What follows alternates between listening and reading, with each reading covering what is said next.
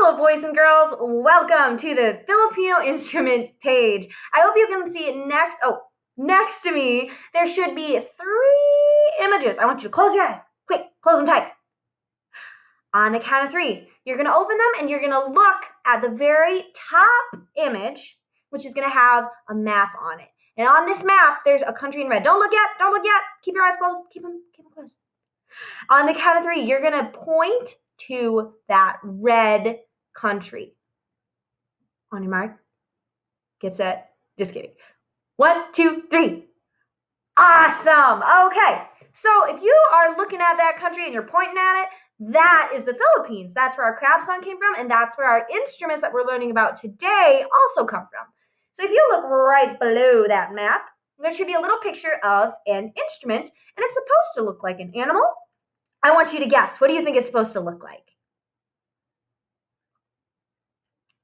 If you were thinking frog, you were correct. And the thing I like about this instrument, it's called a frog rasp, is that we kind of have our own that we can build in and practice in on our own. So what you're gonna do is you take your fist, make it sure it's a good strong fist so you see the bumps of your knuckles. And if you look at my friend the frog over there, he also has bumps on his back. So we're gonna take our pretend frog rasp, that's our hand, and our other hand is gonna be our stick that we're gonna play it with. The frog picture over there has a little stick in his mouth. So this is your stick, your version of that. And so you're gonna take your little stick and you're gonna go proop, like the frog. That's the sound it makes. So everyone go proop, proop, proop. Let's try it again. Proop, proop, proop. Awesome. I like to get a bunch of frog rasps going sometimes because then it starts to sound like a jungle, and I think that's really cool, but maybe it's just me. So that's our friend the frog rasp. And right below our frog rasp is another instrument.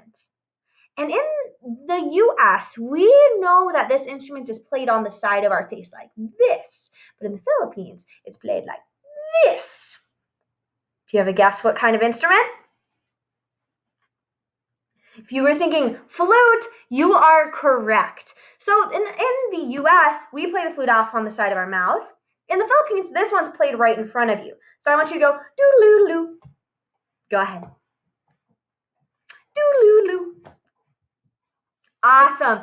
And then we call our flute in the Philippines a paldong. So can you say that? Paldong? Paldong. And the paldong goes doo-doo-doo.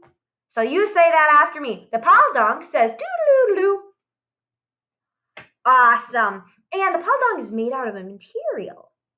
It starts with W and it ends with ud. Wood, very good. And the kind of wood it is starts with bam and ends with boo. That's right, bamboo. So in the Philippines, we also have another instrument that's made out of bamboo. So the paldong, the flute, is made of bamboo. And we literally have another instrument that's just 2 very long, very round pieces of bamboo. They're like this big around, each of them. And there are 2 of them. And 2 people hold each side. So I'm pretend I'm holding my side. I want you to hold the other side across from me. So are we holding them? Good. So now what we're going to do is we're going to take our 2 poles. You should be mimicking me. And we're going to tap them right in front of us. We're going to go bump, bump. And then the third one is a tap. So you're going to go bump, bump, tap, bump, bump, tap. Do it with me. Bump, bump, tap, bump, bump, tap. Awesome. If we had 2 bamboo poles, I think we'd be rocking it. Oh, yeah. Awesome. So now, if that wasn't hard enough to practice with 2 big, long, thick pieces of bamboo, the thing that makes it even harder is that people dance through it while you're playing it. Imagine that. You're playing an instrument and they're just dancing through it. In the Philippines, this is a traditional style of dance and music that's called tinikling. Can you say tinikling? Awesome. And tinikling, it's beautiful, it's fast, it's hard, but also it's a little dangerous. You can bump or you can bruise or fracture your ankles if they get caught just wrong, but they practice a lot, so this doesn't happen. My sister does this kind of dance, so that's really cool. Now I want you to click on to the next slide and watch some professional dancers do it.